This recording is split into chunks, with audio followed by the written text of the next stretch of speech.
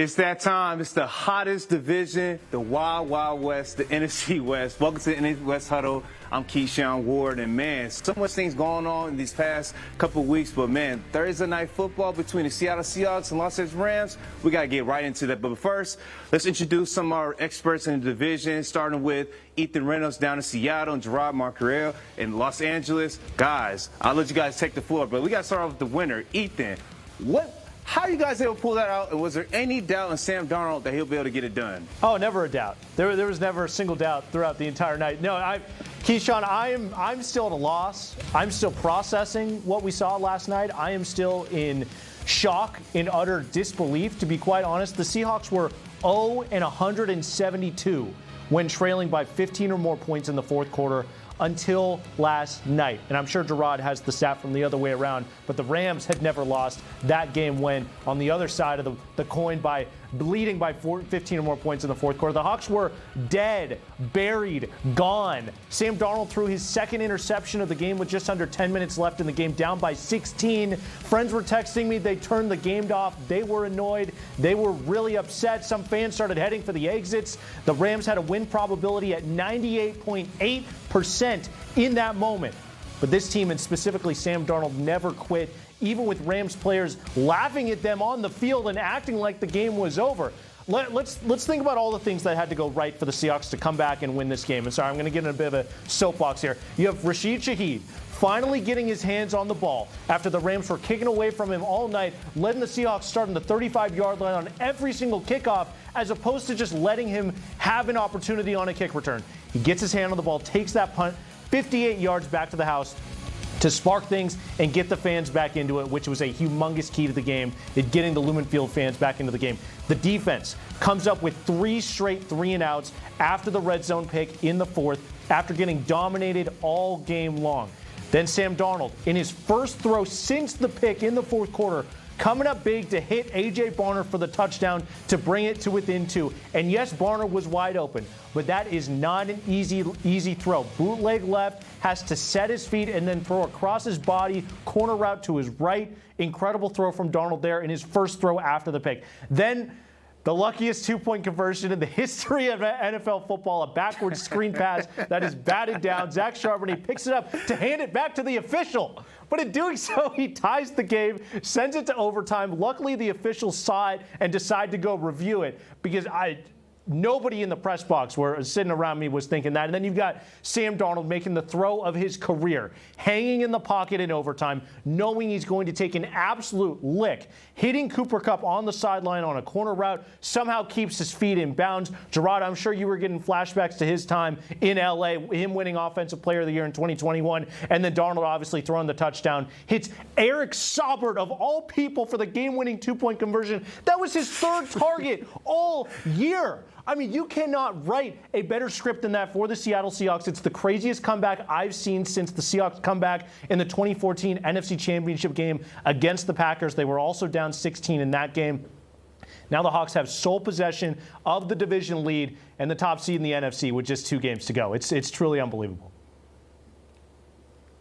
Well, before I let Gerard respond to that, hey, I forgot to mention Arizona's not with us this week, but what's the point? I mean, they're pretty much a 3-win team. Do they really need to be on the show at this point? Because at this point, it's all about winners in the division. As Ethan just mentioned, the Seahawks and Niners, he should have added. We all have pretty much a pathway to get the number 1 seed in the NFC. If we win out, we'll meet at the regular season finale. But, Gerard, what happened, man? I mean, there's so many plays that come to mind why the Rams lost that lead in the second half. But to your eyes, what did you see when things were really wrong for the Rams on Thursday night? What is disturbing to me about what happened last night is this was the same exact type of game that they lost in week 3 at Philadelphia. They were leading the Eagles by 20-something points, and they took their foot off the gas. They thought the game was over. They started making some mental mistakes. A huge special teams play in that game turned into a couple more. Just like last night with the punt, Ethan Evans actually punts the ball to Shaheed, which probably was supposed to kick the ball out of bounds.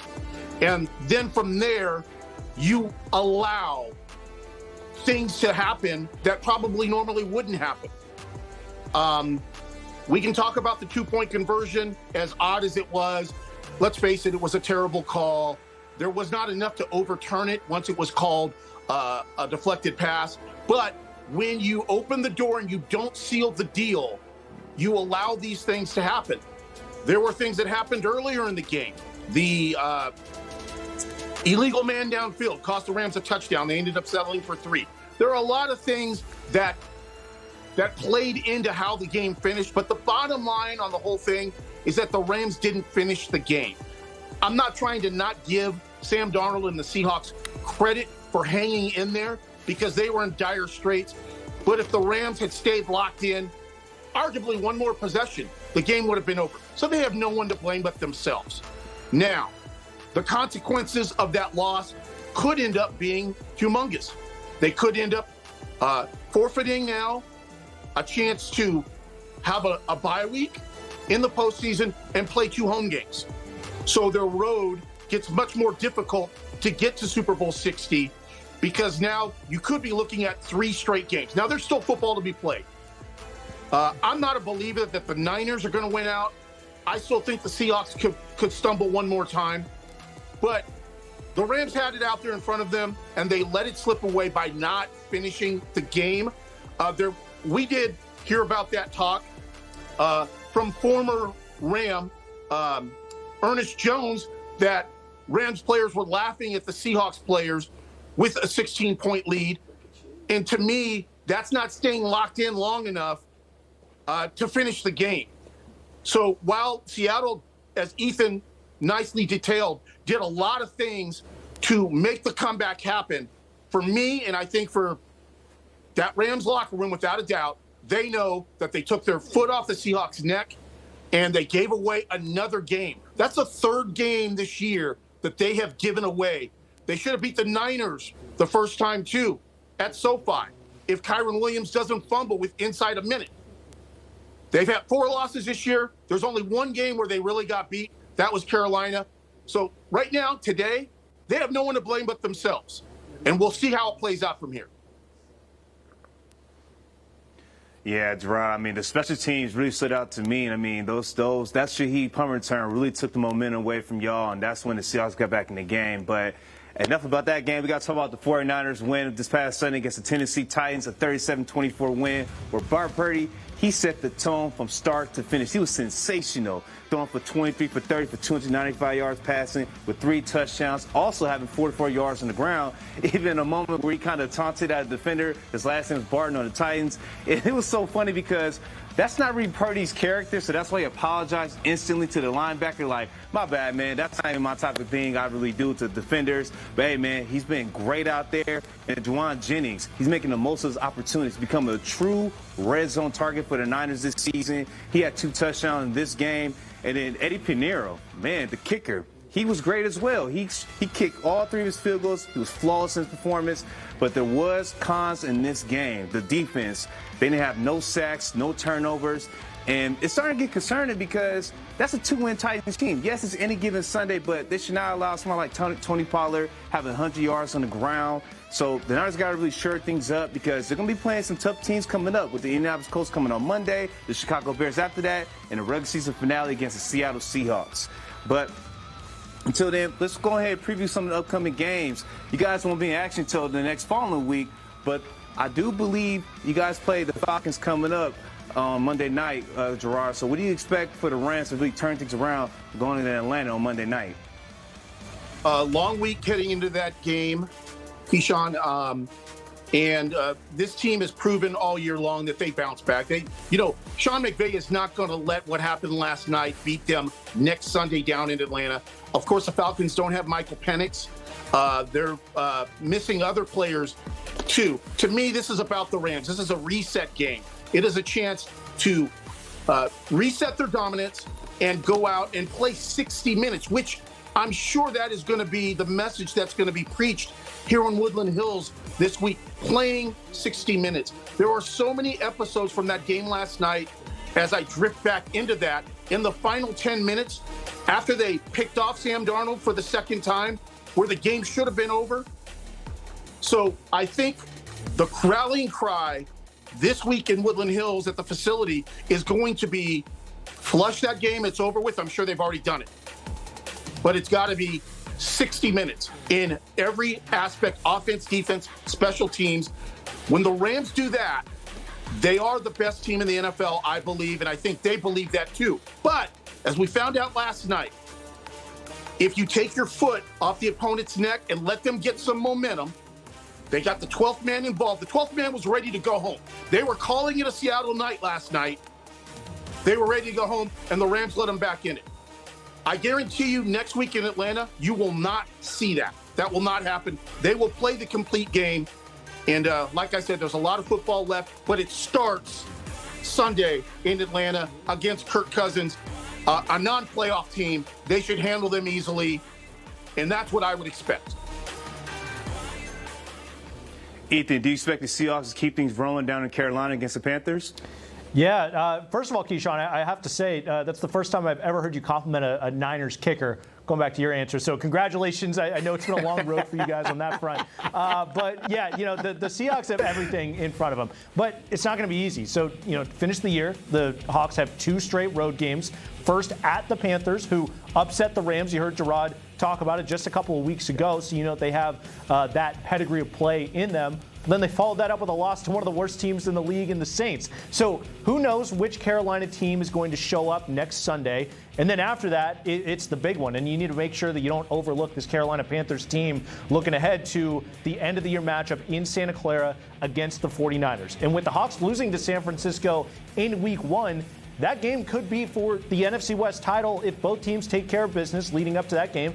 And it could even be for the 1 seed potentially. So the Seahawks overcoming a huge hurdle last night in being able to win the division and solidify the 1 seed in the NFC, setting up their path to make it back to the Super Bowl since 2014. But it is far from over. 2 games on the road, one in the Panthers that you thought was going to be a cupcake when the schedule came out. And then you knew this Niner game was going to be a tough one, even with, Keyshawn, all the injuries you guys have sustained up there in Santa Clara or down there.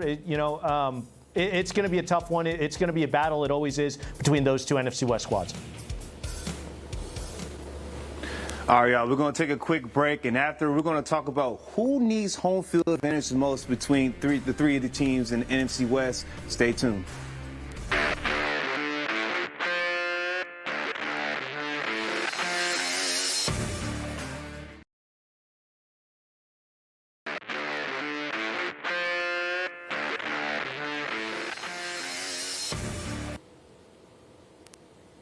Welcome back to the NFC West Huddle. So it's so crazy in this division because it's 3 teams vying for that 1 seed. But now since the Rams gave the Niners and Seahawks some hope, it's going to be a true, cool finish when it all boils down to it. But my first question to Ethan is, do the Seahawks need home field advantage, or do you still feel confident if the Niners would have beat y'all in the regular season finale and you guys end up being the 5th seed? Yeah, you know, if you're looking around the division, who needs it most? I think it's the Seahawks. I think they do need that home field advantage, even with how good they've been on the road under Mike McDonald, and it has been historic, just the 1 road loss this year. Turnovers are so hard to overcome on the road specifically. Saw that in the Seahawks' first matchup with the Rams. Sam Darnold's prone to turning the ball over. I think that's just something that we need to accept. I think that's just something that comes with all the talent, all the splash plays he can make. You saw that with Andrew Luck. You saw that with Brett Favre. And now I'm not saying Sam Darnold is Andrew Luck or Brett Favre, but sometimes you just see that with quarterbacks, gunslingers, who they're going to turn the ball over because they're taking shots. Because of that, I think the Seahawks are the ones out of the 3 teams in this division that need home field advantage the most. Then you factor in how special playoff football is at Lumen Field. One of the best home field advantages in the entire league. The Seahawks would be losing the most if they had to go on the road in the postseason. I think there's a reason the 3 Seahawks Super Bowl appearances have all come when they are the 1 seed, and it's that massive advantage they have when they play in front of their home fans. Hopefully we see that trend continue, and they're just one ginormous step closer to actually making it happen and having the playoffs run through Lumen Field. Well, Gerard, don't get mad, but I might take some of your points, but hey, I think the Rams need home field advantage the most just because of the history that's happened in the postseason. Just look at last year when it down to Philadelphia. A lot of people believe that game was played at SoFi Stadium. It had been a totally different turnout, but they came up short against the Eagles. And then a couple years before that, in 2022, when they played the Green Bay Packers, in those cold climates, the Packers would beat the Rams. So it just seems like the Rams need to be home in L.A. where they don't have to worry about the elements. And I have a lot of confidence in the 49ers because it's been so many moments like when they played it in Green Bay, whether it's been Colin Kaepernick or Brock Purdy, Jimmy G, it doesn't matter. Whenever the Niners play down in somewhere really cold, they always get well adjusted to the climate and the conditions. So I think the Rams need home field advantage the most. Gerard, would you agree with that? I'm going to say it's the Seahawks. I agree with Ethan. I do. I think what's different about this Rams team is they are more out of the last couple of years, ever since 2021 when they won the Super Bowl. They missed the playoffs one year. But these teams that are actually competing for the postseason since they won the Super Bowl, this is the most physical team since that team won the Super Bowl. The run game travels. The defensive line travels. I think one thing that could be affected due to the weather would be Matthew Stafford. He doesn't like to throw a wet ball. Obviously, the passing game is a big part of the Rams' arsenal on offense. But that is one of the things that was so big about last night. If the Rams end up in Chicago or Lambeau or Philly and the weather is not inclement, it's not bad. I think I'm fine and I think they're fine. Okay. If they end up going to Chicago or Lambeau or Philadelphia, what we saw last night and the weather is bad, what happened last night is a humongous deal. Do I think that they can compete in bad weather? Much more better than previous Rams teams. But to say that it wouldn't be a factor would not be being honest, but I still think they're better off than if Seattle has to go on the road. That crowd at Lumen is without a doubt a factor. And, I think the Rams are the type of team right now that can overcome some mistakes.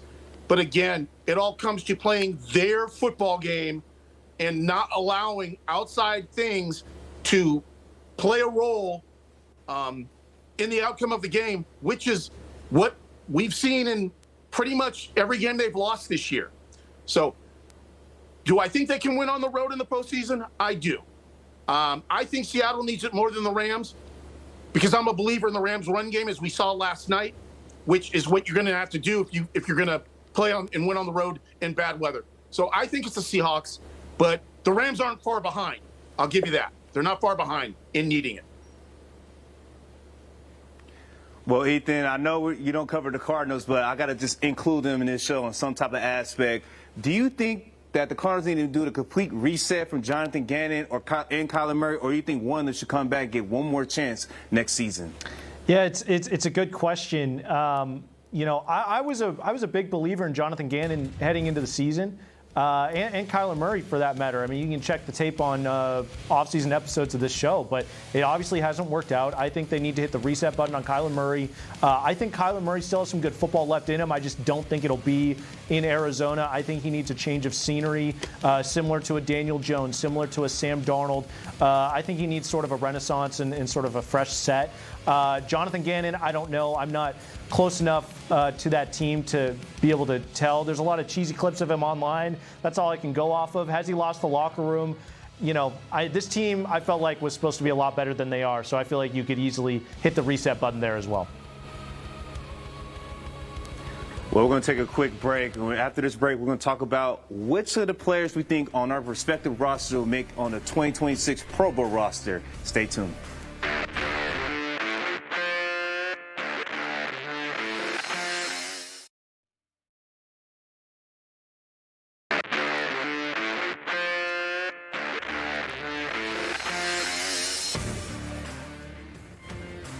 Welcome back to NFC West Huddle. Time to talk about the biggest popularity contest in the National Football League, the Pro Bowl. I know it does not look the same as it's looked in the past couple of years. It's like a lot of games and activities, but it's still the Pro Bowl. So I'll start it off. I think the Niners will have at least 3 players make the Pro Bowl this year. I'm starting with Christian McCaffrey, who's 13 overall in rushing yards, 820 receiving yards. It looked like he'll have 1,000 rushing and 1,000 receiving yards, I might add. He's been historic all season. It hasn't looked like the C-Mac we saw in the past, but very highly productive. And then also he has 8 catches for the year, and he's 3rd in total yards right now. But also, George Kittle, even though he was banged up this year, he has 6 receiving touchdowns, and he's 4th among all tight ends in receiving yards. Man, Kittle's been doing a lot of work in a less amount of games. And then I got to go with Kyle Juszczyk. I mean, the fullback position might be dying, but the one guy that always come up when that position comes up in the Pro Bowls is always Kyle Juszczyk, who'll make his 10th this year. So, Ethan, how many Pro Bowls will the Seahawks have this year? Well, hopefully it's 0 because they'll be playing in the Super Bowl and prepping for that game. But if they're not, I think they should have 7. I don't think they'll get that many. That might be sort of a homer number. I think it'll be because of some questionable voting and position reclassifications with one specific player. I think Jackson Smith-Njigba and Byron Murphy are both locks. They lead their positions in voting, very deserving. The other guys that are looking likely, Jason Myers, kicker. He's leading the league in made field goals. Single-handedly won the game against the Colts. Leonard Williams, who's crept up to 4th in voting for defensive tackles. He should be a defensive end as he was last year and is playing in the same defense and would likely be a lock there. But if he ends up getting in, it's not going to matter. Then there's some guys, some fringe guys that I think are very deserving. First off, Sam Darnold. He's 9th in voting at quarterback, 6th in yards per game, 5th in touchdowns, 7th in quarterback rating. He's leading a 12-3 team in possession for the 1 seed. I mean, that's a Pro Bowl quarterback right there. And then I also think rookie left guard Gray Zabel should get a look as well. And then also DeMarcus Lawrence. He's helped transform the Seahawks defensive front into one of the best in the NFL. So I think it should be 7. It's probably going to be less, but we'll see at the end of the day. Gerard, give me a quick answer. It's pretty simple for me. Puka Nacua, Devontae Adams, Matthew Stafford, and on the defensive side, Jared Verse, and newcomer Nate Landman, who has been the glue. As a free agent coming into the Rams defense, he has solidified the linebacker role, where the Rams have kind of had a little bit of an open door over the last couple of years. But I think those 5 guys should definitely be locks. Matthew Stafford, in my opinion, is still the MVP of the NFL right now. Well, thank you guys for joining us this week. It'll be interesting to see this Sunday who will come out on top for the Niners and Colts game. I think the Niners they'll beat the Colts, but on Monday night. But hey, thank you for joining us this week. We'll see y'all next week. Have a good one.